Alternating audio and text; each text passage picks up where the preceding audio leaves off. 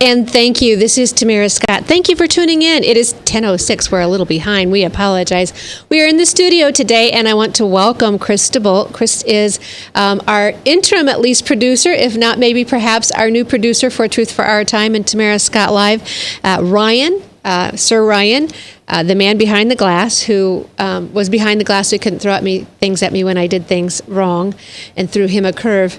He has found another job with benefits that, honestly, we just could not offer at the show, and I'm so thrilled. I'm just pleased that he is finding employment that is gainful and able to move up the ladder, and it was an honor working with Ryan. I'm enjoying working with Chris. Chris and I have worked together a little bit before. We have mutual friends. If you've been on my Facebook page, you've seen the photos of Terrace Hill last week before the 55th annual Iowa Prayer Breakfast, where Dr. Alveda King honored by speaking.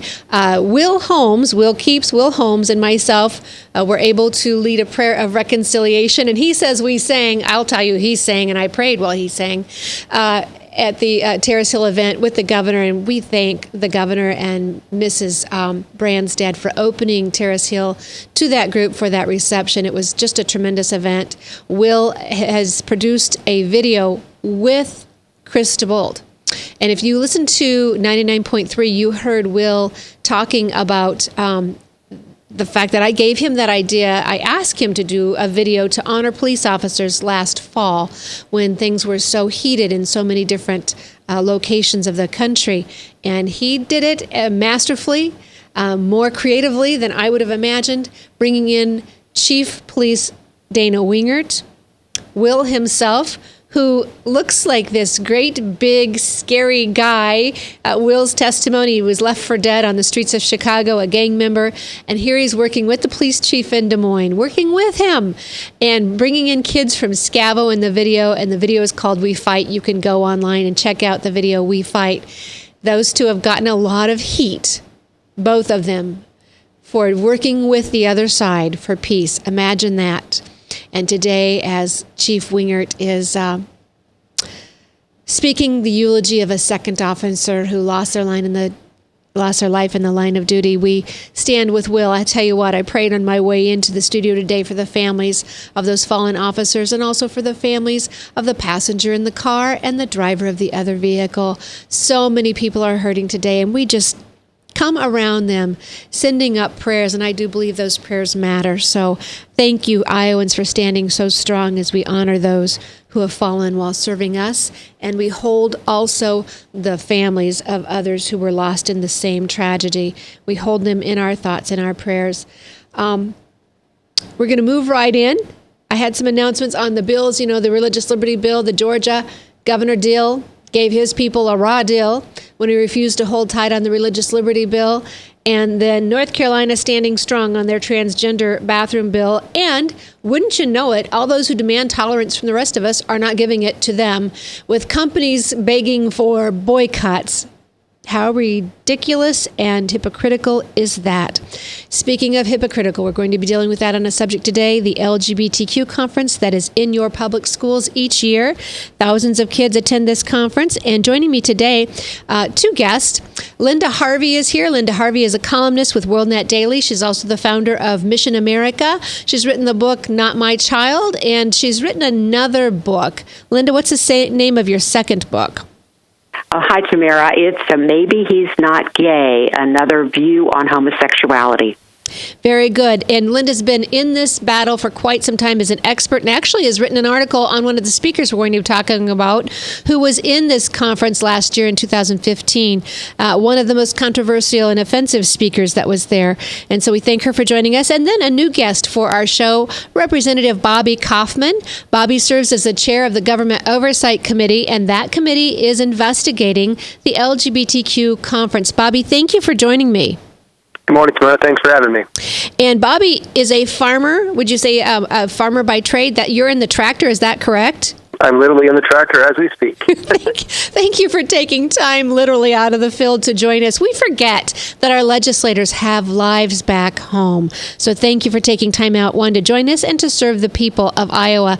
Several committees that you're on, but the one we're talking about today is the committee you chair, Government Oversight. Tell our listeners, what does Government Oversight do? What is the purpose?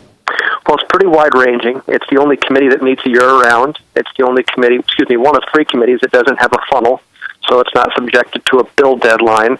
And it's really tasked with overseeing any irregularities or issues within government. Last year, we had investigated the Fort Madison prison with all the financial issues that it had.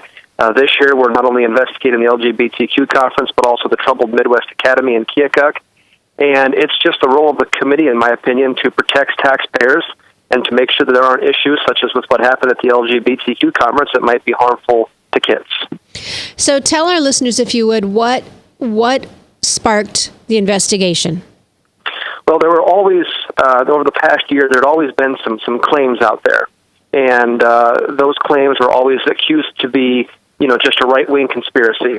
And while those claims remain legitimate, what really made this a public awareness issue was when someone who supports the conference, in addition to the remarks by those that had initially made the accusation, when someone that supports the conference, that attended the conference, is a self-described Democrat, a self-described LGBTQ supporter, when that individual came out and said that there were some circumstances at this last conference that were so horrendous, I can't even repeat them on the radio. And so that really substantiated the claims that had been made prior and made it that you've got kids here, the schools were paying to bus them there, paying the registration, so taxpayer dollars were involved. And when you've got kids as young as 12 being exposed to content that wouldn't make the cut on a rated R movie, I felt like it was time for us to get involved.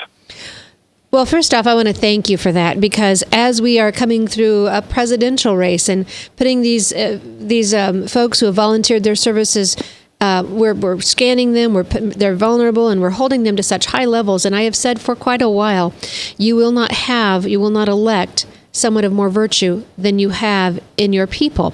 And so we need to hold ourselves accountable, and we need to set the standard for our kids. And it's not judgmental, and it's not censorship. It is responsibility in making sure our kids are hearing honest, accurate, and healthful, HEALTHFUL, as well as helpful information. When you say taxpayer involvement, what is the taxpayer involvement in this conference? Well, the conference, in all the numerous dozens upon dozens of attack stories against me, they continue to say this conference is privately funded. That's just not accurate. Are there private funds, and are they a majority? Absolutely. But there are taxpayer dollars involved, and that's not disputable. So not only were teachers there on their teacher salary during the day, but also school buses use their transportation fuel to bus the kids to the conference, but then also hundreds of kids, their fee for the conference was paid for by the school. Well, schools aren't funded by monopoly dollars, they're funded by tax dollars. And so there absolutely was taxpayer dollars involved. And so, therefore, it's absolutely appropriate for us to be asking questions. It absolutely was. We've got to go to our first break. We'll be right back after these messages, and we'll talk more about the content of the conference so you as parents know what took place. And unfortunately, many parents were not made aware before, and it's too hard to correct something after. You cannot deprogram children when they've been given inaccurate or dangerous information. We'll be right back with Bobby Kaufman, Linda Harvey on Truth for Our Time. Stay tuned on 99.3 FM, Webcast One Live Studios. From the RE/MAX Real Estate Concept Studios, this is Webcast One Live. Northern Lights Pizza, your home of the tasty crust. Our garlic butter sauce now available in 12-ounce bottles at Northern Lights, Hy-Vee, and Graziano's. Northern Lights Pizza. Credit cards are like grandkids. They love you, sometimes get out of control, and it's fun to get a new one. Who can stop them from piling on? Hi, I'm Tom Coates with Consumer Credit of Des Moines. At the end of the day, you can give these grandkids back, but you're stuck paying off bad credit card debt. We can help you put the fun back into using credit cards responsibly. Right, kids? Yeah! If you need help getting credit cards off your back, call Consumer Credit of Des Moines. Rock and Prevention is celebrating 25 years of creating a caring community. We want to say thank you to the tens of thousands of Rock High School mentors that have carried our message of health, love, and encouragement to over 1.5 million children, teachers, and parents. Our mentors teach children methods and skills to prevent bullying and drug use. Thank you to all the school administrators, teachers, and counselors for their opportunity to serve you. Rock on, fair citizens. Rock on. This is Pat McManus for Rock and Prevention, the Richard O. Jacobson Foundation, and this station.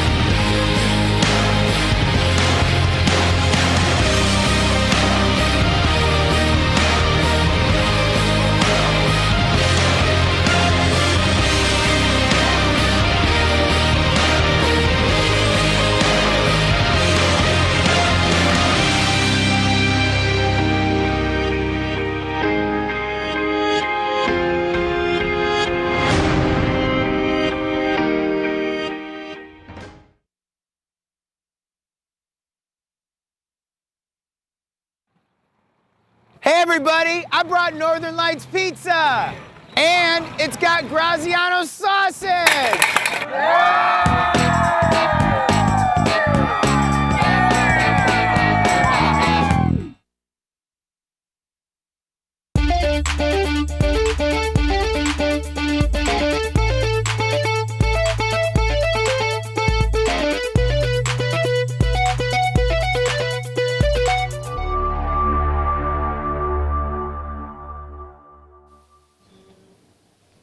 And I am Tamara Scott. Thank you for joining us on Truth for Our Time, 99.3 FM and Webcast One Live Studios. We thank Webcast One Live for opening up the studios to us and the airtime, 99.3 FM, sharing the airtime with us.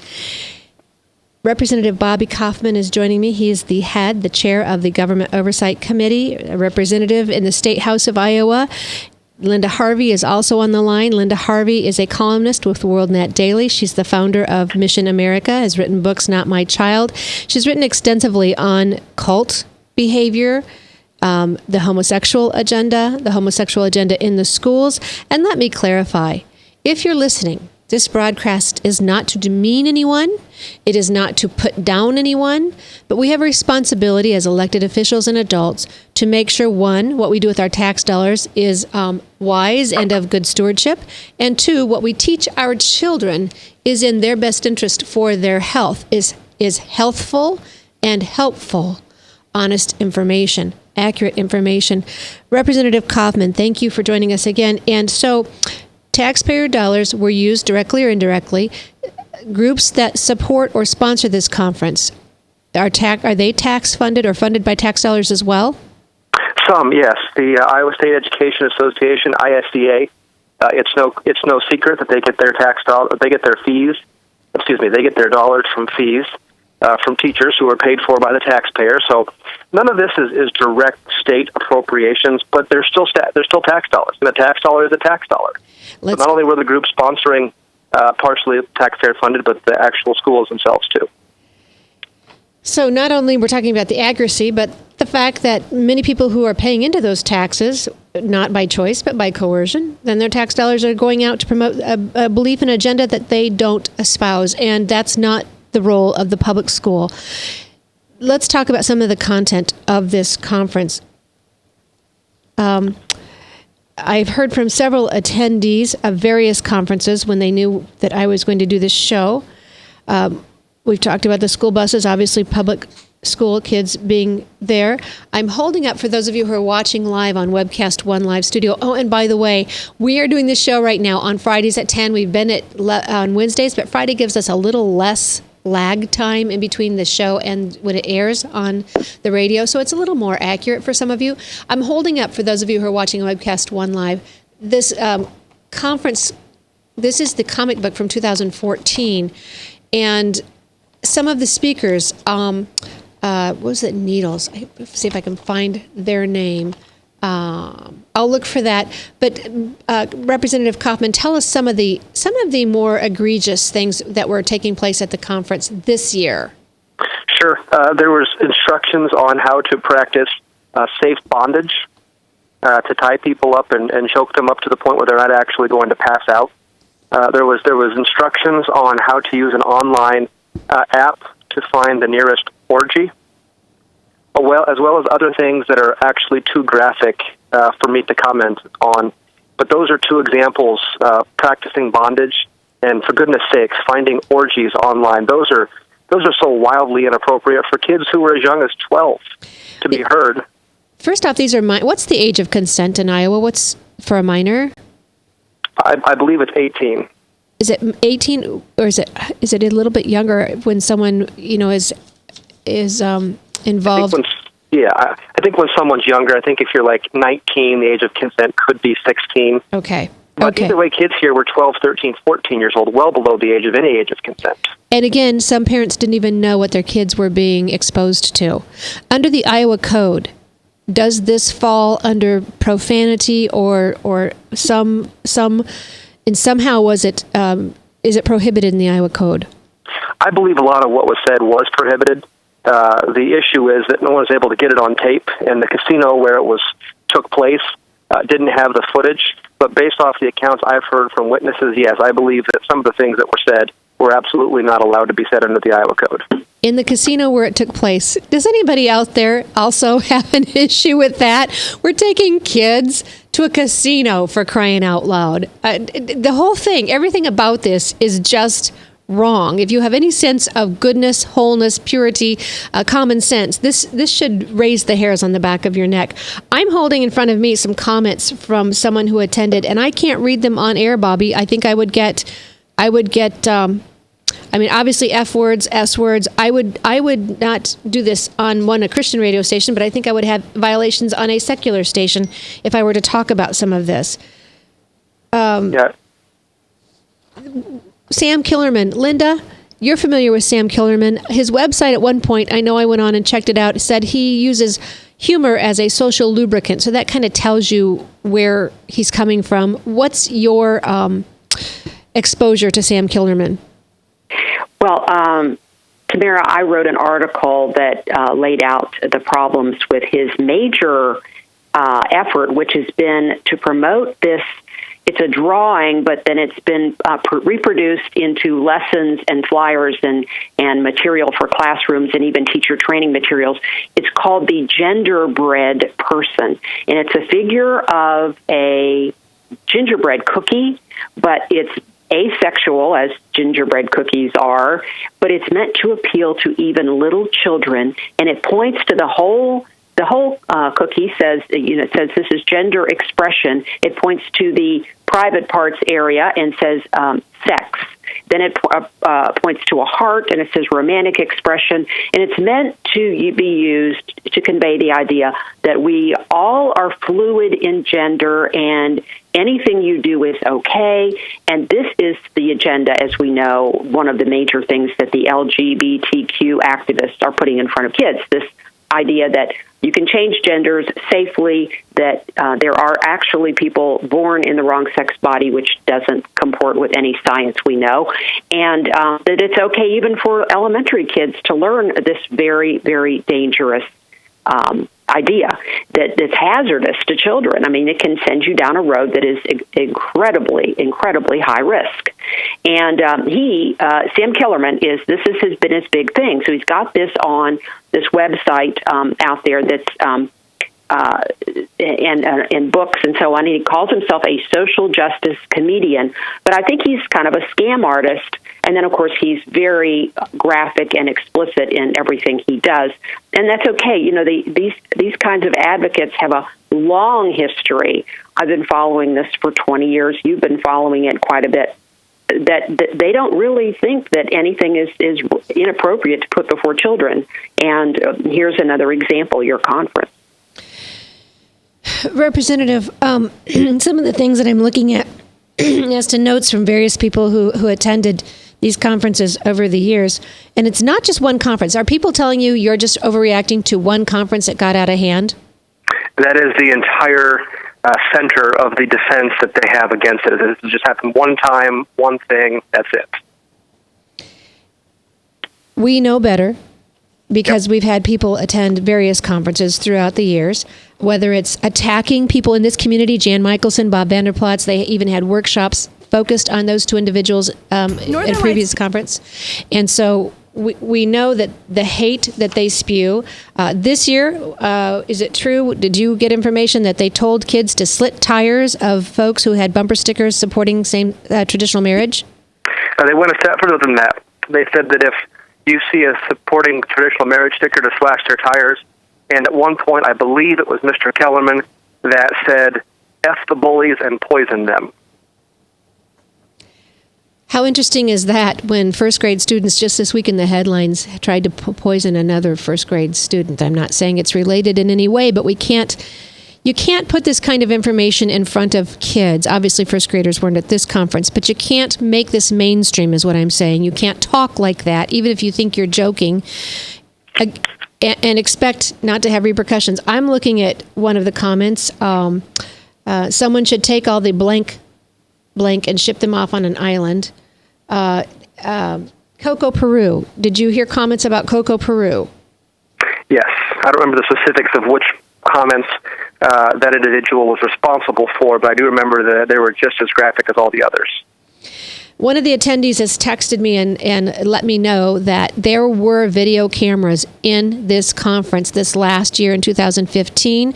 Many of the main sessions were videotaped by someone. They assumed it was the conference, those who put on the conference, and as well as they asked those who would be videotaping the private workshops to just ask for permission of the speaker first. So, and Channel 13 and Channel 8 were both at the conference at various points. So who are you talking to? Is it Nate Munson? Is that who you're talking to is it Safe Schools? Well, I wouldn't call it talking. Oh. We have reached out to him. We've promised a fair question and answer session. He wouldn't be interrupted. He not only refuses, but now whenever we reach out, he responds with the latest tweet or Facebook attack, just completely disparaging me, disparaging my character, telling people that I hate individuals that just because of their preference, and just drivel is all he puts out when I ask those questions of him. Let's talk about some of the pushback you're getting. Chris, do we have the newspaper ad? Can we pull that up with Representative Hartzell? Hartzell was the one who kind of brought this to the forefront. Is that correct? Correct.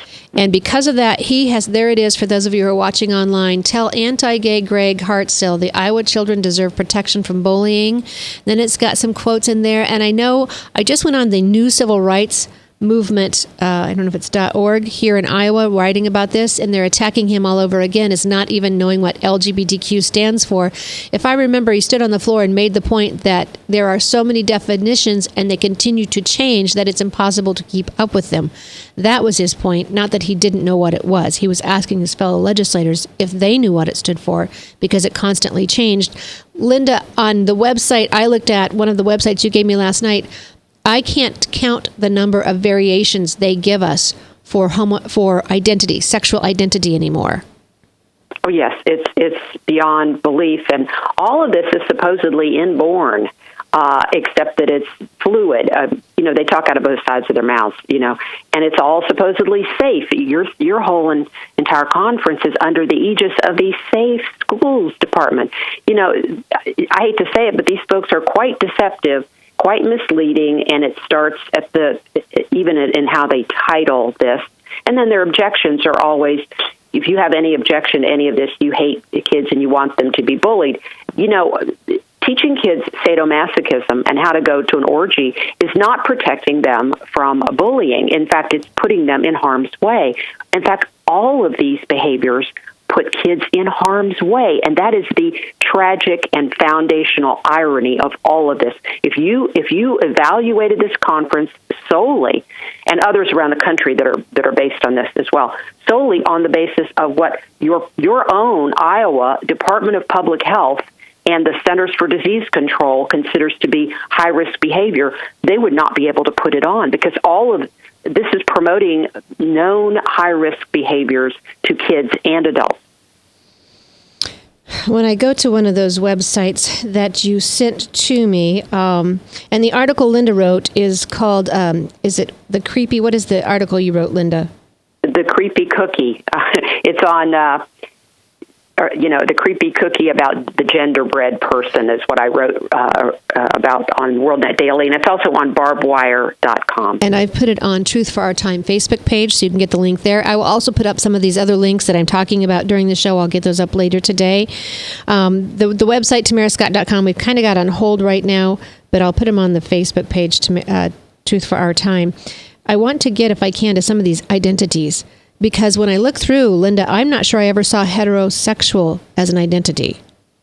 Well, right. And, the issue is, of course, that biology points directly to heterosexuality as not only a gender identity, but as a sexual identity, because we're born with that. And all of the rest of this, there is no science that backs up that any of the rest of this. We've got to go to break. We'll be right back after break. Representative, I hope you can stay with us just a little bit longer. Linda Harvey will be right back after these messages.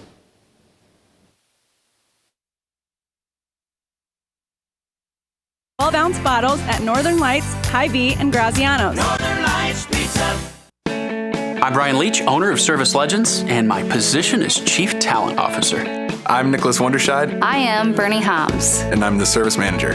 Marketing Director and Client Relations Manager. Everything that we do is about ensuring that we exceed your expectations. Our clients are important to us. 100% satisfaction. We're not just focused on heating and cooling. That's the easiest part of our job, actually, is fixing furnaces and air conditioners. Everyone that we come in touch with, we want to improve lives. Bottom line is, we've got our installation guarantees, 25% energy savings guarantee, comfort guarantee, temperature selection guarantee, property protection guarantee. 100% satisfaction guaranteed, fixed rate or it's free. All of those guarantees are backed up with a 100% money back guarantee to hold ourselves accountable to making sure that you get what you're after. Just fixing the problem today. If they have another problem 5 days down the road, it's still fixed rate or it's free. We use what's called straightforward pricing. Our technicians are going to give you an exact to-the-penny price on what it's going to take before they move forward with any repair. That way you know what to expect. It's the same price every day. No surprises. If you get off work at 5 o'clock in the afternoon, you come home, you realize that, oh, my furnace is broken. Now you need to call somebody out that night. You shouldn't have to pay more for that. We're guaranteeing service 24/7. We run afternoons, evenings, nights, weekends. We're staffed to work that. Phone rings at 3 in the morning. You'll get one of our representatives answering the phone every time. We're not sending you out to Timbuktu in some call center. It's our Service Legend team members, our mission control team. I'll take a call anytime. And then they answer the phones the same way during the day as they do at night. It's a great day at your service company. How can we make you smile? That's the only way to provide true 24-hour service. When you're able to let somebody actually live in their home safely when they weren't able to do that before, where they don't have to stay up at night and worry about, is the heat going to come back on? Are we going to freeze the pipes? Is the baby in the room next door going to be sick because they got too cold? When you're able to help somebody overcome challenges like that, that's impacting a life. That makes a difference. I get goosebumps thinking about it. I love the team. I love the people that I work with. We have fun, but we work hard. I call them my ambassadors of legendary service. If you could just envision what that is, that's who we're sending to your home. They literally will call in, pick up the phone and call and say, hey, I want to talk to your manager. And I get on the phone, they're like, that technician that was at my house was the greatest technician ever. That's cool to me. We want to brighten people's days. Every person that we have going into the house has gone through an extensive background check. Drug testing, we have a very thorough interview process that 1 out of 140 people make it through. If we promise you something, that's what you're going to get, no matter what. We're here when you need us to protect the safety and comfort of your family. If you're not happy, we're going to make it right. If we're willing to put 100% money back guarantee on what we do, what type of work do you think we do? Give us a call. We're there for you 24/7, 365 days a year. Enough said. Thank you for staying tuned. I am Tamara Scott. You're listening to Truth for Our Time. We have with us Linda Harvey, who is the founder, Mission America. She's also a columnist on WorldNet Daily and with Barbed Wire. She has written a book called Not My Child. Linda, if folks want to find more information out on you, missionamerica.com? .com, yes. All right. And Representative Bobby Kaufman, Kaufmann, correct? Yes. And we're talking about the LGBTQ conference that has taken place several years here in Iowa. This isn't happening in some far-off liberal left coast or out on the East Coast. This is right here in the heartland. These are your 12, 13, 14, 15-year-olds being taken to this conference, bussed in, and much of the time without parental knowledge. Bobby, first I want to get to the names you've been called. Since you've done this, you've been hit pretty hard. Can you tell our listeners some of the hits you're taking? Sure. Yeah, there's been over 3 dozen either blogs or articles written against me, inferring that I'm going to be directly responsible for kids committing suicide. There were several folks that had said that they had planned on making sure that I went to prison. One gentleman said that LGBTQ rights are superior to human rights and that I would actually be going to prison in the international system under the UN laws. They would be coming in with international agents to get me. And made some very vague inferences, not enough for there to be criminal charges, but it's crystal clear, made personal threats against not only me, but also my family, just disgusting and lewd stuff. I know whenever I've talked about the same-sex issue or I've talked on marriage in public, I have gotten threats. She ought to be shot. Why hasn't someone put a bullet through her head? 50 caliber to the head, hogtied and raped. I've gotten the threats myself. So I'm not surprised one bit.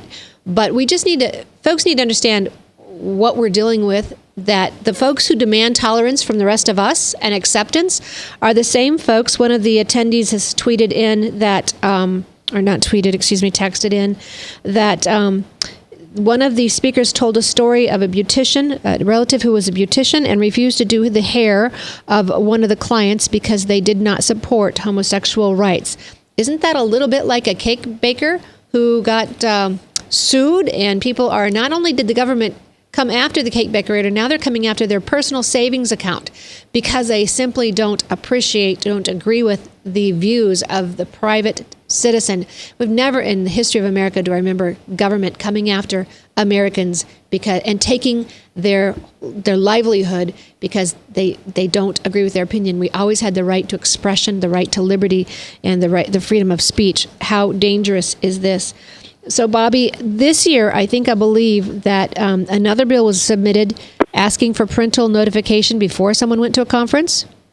Correct. The bill has cleared both subcommittee and committee and is eligible for floor debate next week. It would force parents it would allow parents the opportunity to opt their kids in and to understand what their kids are going to be exposed to, rather than being automatically opted in, and then parents have to try to find the information on this very private conference to opt their kids out. And the argument was always that they didn't have, all parents had this information. Parents didn't have this information. No, they certainly didn't. And as I said earlier, you cannot deprogram children. When we have a recall on a car, on baby equipment, we see those often. You can send it back to the factory, get the parts adjusted. You can recall it. You cannot recall children. You cannot deprogram wrong information. It is set in their minds, and the younger, the more likely it's set to stay. So thank you. This is an opt-in, not an opt-out. What can people do to help you make sure that passes? I think the best thing people can do is just write and email their legislators and ask them to support this common sense, pro-parent, pro-choice. Democrats always like to talk about pro-choice. Well, there's also pro-parent choice, too. And parents should have the choice to understand what their kids are going to be involved in. And so I just say reach out to your legislators and get the momentum going on this good piece of legislation. And the number of it is, again? House Study Bill 647. And it's in the House. And what are the chances of it going through the Senate? Well, I guess if the Senate wants to be against parental choice, that is alarming to me. So I'm hoping they come around. But if they do not, the election is not that far away, and that would be a good reason to replace them with people who would be for parent choice. I can take you back to 2008. A senator stood on a bill and said their children are obese. Parents aren't doing their job. There's no room for parents in this bill on education. It was simply an amendment by McKinley at the time to see if parents could exempt kids who are physically fit in a track and active in sports rather than having them sit through a half-hour education class on nutrition. And Senator Apple stood and said, no room for parents in this bill. They're not doing their job. And someone sitting in the gallery, face turned green, said, I'm losing liberty while I sit here. He challenged her that year, took her out. So it can be done, folks. It absolutely can be done. Senator Kaufman is absolutely right. This is an election year. Call your legislators. The phone number is 515-281 in the House. What is it? Is it 3771? I believe so, but I can't confirm that. I will post that on the Truth for Our Time Facebook page. I usually have it up front, but I don't have it up front right now in my book. But I believe it is 281-3371. I'll get it. We'll find it. We'll get it. We'll get it on the Truth for Our Time Facebook page. But talk to your local legislators. They're doing coffees. They're doing forums. Congressman, Representative, I just elevated him. Representative Hartzell today could not be with us. He's doing a forum in his area. And so though he was very active and helpful in bringing this to light, it was you, Representative Kaufman, who helped maintain the battle and hold to it. And we thank you for that. What else do you want parents to know about this or about what is taking place that I have not covered? Well, the main thing I want parents to know is that there is some place to turn to. Too often people are scared to talk out, and justifiably so, because they see what happens when two legislators speak out and the hateful rhetoric that comes back. But I guess I took this stand and am maintaining the stand for one reason. If there are parents whose kids are exposed to things in any situation that they do not want them to, please contact us. We will do something about it. And that's why I wanted to make sure that these people were held accountable this year, so the parents knew that they don't have to put up with this, that there is a place to turn to if things like this go on. You are welcome to stay with us through the remainder of this hour. I know you're busy, but if you can stay with us, we'd be delighted to have you. I just know you're busy, and I don't want to take up your time. Representative Bobby Kaufman is the chair of the Oversight Committee, and we are thankful for someone who is willing to stand when it's not popular. Chris, very good. You've pulled up the bill. You are awesome. For those of you watching online, the bill is right there. House Study Bill 647. If you want to know how you can do that, you go to legis.iowa.gov. Legis.iowa.gov. And you'll see a search for the bill number or a search for a keyword. And just put that HSB 647, and it will show you everything about the bill, including those who support it, including those lobbyists who have spoken out for it or against it. Check out your school, those who are affiliated with schools, and see how many of them oppose this. Representative Kaufman, do you happen to know that information? It's amazing, some of the groups that are against it. Not only is the State School Board Association against it, but many of the teaching organizations are against it. And one of the most alarming people that are against it are people associated with the Methodist Church. I mean, goodness gracious, if the Methodist Church and affiliates of them are making statements against this, that is not okay. And I want to thank a lot of the groups that have decided to register for it, because it gives us the cover that we need to say, hey, there aren't just people against this bill. There's a lot that support it. I haven't filled out my paperwork. I will fill out my paperwork and get signed on to this bill in support of it. Here's the danger. Here's what this blows my mind. Parents, they are your children. That anybody would say for any reason that you don't have the say, or that you shouldn't be warned first and have the opportunity to have the say, is frightening to me. I don't care what we're talking about. I don't care if it's swimming lessons. You ought to have the choice first of whether your child participates in something, especially something of this magnitude that can change the thinking and confuse kids for such a long term. Linda, I want to bring you back into this conversation. I have these lists pulled up, and really, honestly, I see heteronormativity, which is when apparently heteronormativity, the assumption in individual or institutions that everyone is heterosexual. Like, that's wrong, but that's the closest heterosexism behavior that grants preferential treatment to heterosexual people. So it's not considered normal. It's derogatory even in how they describe it on this website. It's pronounced metrosexual.com, and I'll put that link on Truth for Our Time Facebook page as well. Linda, these terms are so slanted and confusing. Talk to us a little bit about, we're talking about these kids being told information at a very young age. What is it doing to them? I think it is creating enormous stress within children that often parents will not even hear about. You know, I get calls from parents over the years since I've been covering this issue.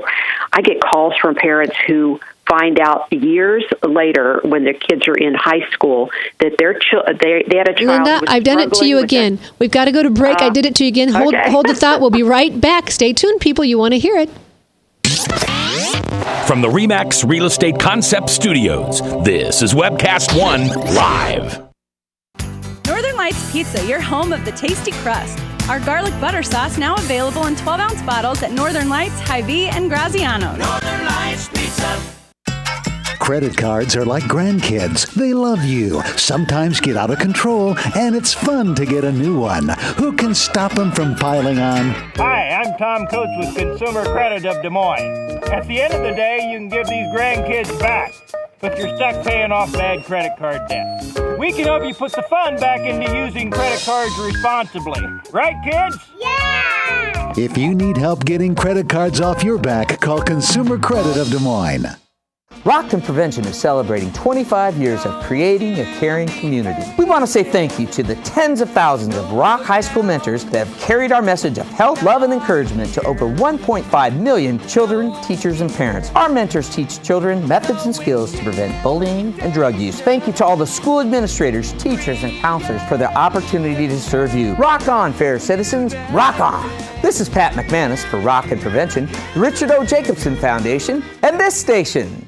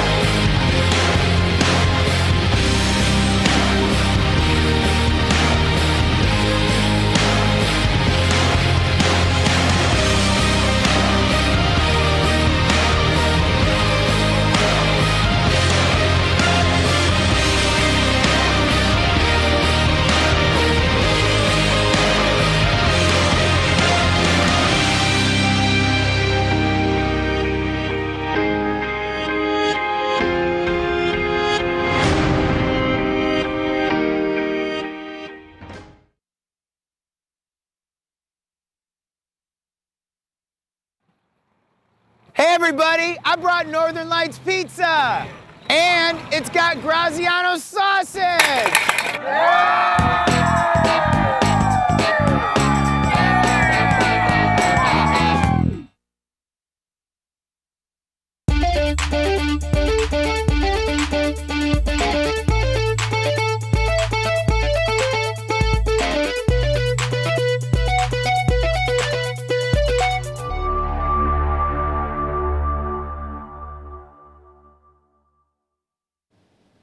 Linda Harvey is my guest. Linda Harvey's with missionamerica.com. She's also written a book, Not My Child, in dealing with the homosexual movement in the public schools. She's also dealt with cults and that impact on our children. Representative Bobby Kaufman joined us earlier in the portions of the show. He is the chair of the Government Oversight Committee dealing with the LGBTQ conference that has taken place not in our schools, but with our schools' participation for several years. And we've had complaints throughout the years of the topic and the conversations, the vulgarity, the profanity, the hate that is spewed there towards heterosexuals or someone who may have a different view. And so we appreciate the investigation, one of tax dollars being used, but also the rights of parents and the safety of our children. Linda, I apologize. I think every time we've gone to commercial, I have set you up to answer. And my last question to you right before we went to break was to define what this is doing to our children. Yeah, well, I hear from parents, heartbroken parents, over the years who have find out in their teen years from a child that they were somewhere back in late elementary school, early middle school, heard the idea that someone might be that they might be born gay, and that they were exposed to all of this, so much of this information, and they stewed about it and worried about it over the years, and sometimes if something else goes awry in that child's life, often it's some kind of sexual experience, or they may be molested by an older peer, or they may be just exposed to pornography, or all of the above. They will decide they're homosexual, and they're down this road in their heads before parents have any idea. And this is the problem. And the gender thing is even worse, because that doesn't even necessarily apply to sexual behavior. It can just be confusion. The boy who doesn't feel masculine, the girl who doesn't feel feminine, and they're all, again, down the road in their heads. And people wonder, why is my child acting depressed, anxious? It can be something they have not revealed to you that is implanted through some of this, frankly, nonsense at schools that parents really, really need to guard against, and where there's really no science supporting much of this, or certainly not the explicit parts of it.